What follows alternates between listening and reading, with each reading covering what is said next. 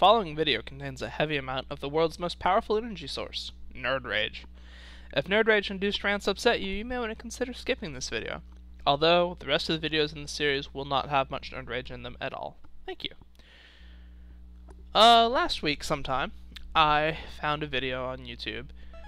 It was a Let's Play of Mega Man X, which is one of my favorite games of all time, and I was kind of excited, to see somebody else's take on it. I'm probably, average at best at Mega Man, and I like to see how other people can handle it. Much to my shock, in the description, the person who was doing the talkthrough was, I think it was just a Let's Play, was bragging about how they could do it without using save states, and in fact got angry that people in the audience were questioning the fact that the guy wasn't using save states. This is to imply that there's a whole culture that thinks that Mega Man games, or at the very least Mega Man X, are games that are so difficult that you can't beat them without save states. Now, like I said, I'm average at best at Mega Man X, or just Mega Man in general, and I beat this game without cheating when I was very young. And so, seeing stuff like that, and just the general impression that the Mega Man games get as being ungodly hard, kind of makes me mad. If only because it really turns people off of what's a great series that is certainly not too hard to handle. So, I suppose the point I'm making in doing this talkthrough is to be neither of the two main kinds of Mega Man Let's Plays that are out there. Now, certainly there are plenty of exceptions, but I notice that these two types dominate. Type number one is, oh, maybe I'll use save states because it is kind of hard and I just can't take it and I want to make something entertaining. Type number two is, wow, look at this game, it's so hard. I suck at it, but I'm going to post it on the internet anyway. In my opinion, neither of those types of people have business playing a video game for the internet. You would want to play something that you're good at to entertain your audience. I don't play racing games for the internet, or at least realistic racing games, and there's a good reason for that. Neither should they be playing games that, for whatever reason, they don't have the patience to sit down and learn. So, with that 2.5 minute nerd rage rant out of the way, we're gonna get to the actual game now. I apologize for that, but I felt that seeing as how YouTube's pretty inundated with this type of Let's Play, I should at least give some kind of justification for why I want to do it. So, Mega Man X came out about a year after the Super Nintendo first hit the market, at least in North America, and it left people kind of curious about where the Mega Man series was going. To this point, Mega Man had really been a series of 6 or 7, I can't remember where 7 fits into all this, relatively formulaic but really good games on the NES, with the 7th coming out on the Super Nintendo. I should probably have looked that up before I started this, but oh.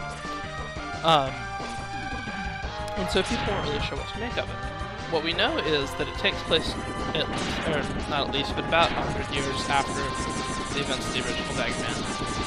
This takes place in 21XX, or 21XTX, or 2100XX, however you want to do it, as opposed to the Mega Man games, which take place in 20XX. In addition, from the introduction, it seems like this character we're playing at, to whom we really have no introduction, is a completely different person from the Mega Man we played as before. And in fact, it's really never answered whether or not this is Mega Man from 100 years ago, just upgraded, or a completely new creation. Another thing that was kind of, an issue when this came out was that, a lot of the older Mega Man games used Roman numerals, at least on their title screens, to denote, where the game fell in the series. This was Mega Man X. Now, in Japanese culture, X can tend to denote something that's upgraded, but over here, we see it just as likely that it's Mega Man 10. I can actually remember getting into, heated debates with people when I was younger about whether or not this was Mega Man 10 or Mega Man X. This is when it first came out. This debate was really only answered earlier this month, the release of Mega Man 10. To talk about this fight for a second, this is Vile, who I'm obligated to say looks like Boba Fett from Star Wars. But anyway, this is the rare kind of platformer fight that you're supposed to lose. As a result, he beats you up and then shoots that yellow web thing that captures you like that. Normally in platformers, you don't have fights like that. That's normally an RPG thing. And so it may be kind of misleading that you're fighting this guy with no results. And in later ports of this game, you actually do have to beat him, which is even more misleading. You can die to him, but you really have to be trying to. I apologize for how fast this text is going. I wasn't sure how to handle that at first, but it becomes more consistent later in the series.